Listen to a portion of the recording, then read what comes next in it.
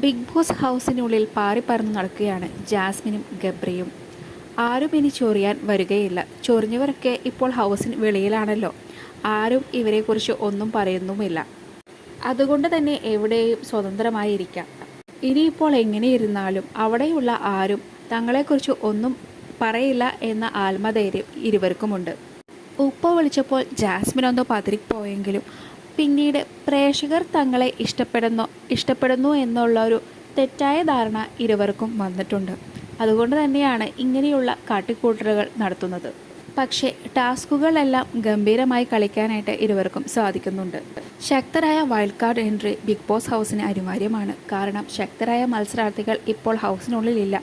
Show കാണാൻ തന്നെ പലർക്കും മടുപ്പായി തുടങ്ങിയിട്ടുണ്ട്. വൈൽഡ് കാർഡ് എൻട്രി ബുദ്ധിപൂർവ്വം കളിച്ചാൽ കപ്പെടുക്കാൻ കഴിയും എന്നാണ് ഭൂരിഭാഗം പ്രേക്ഷകരും പറയുന്നത്. നിങ്ങളുടെ അഭിപ്രായം എന്താണെന്ന് കമൻറ്റായി രേഖപ്പെടുത്തൂ.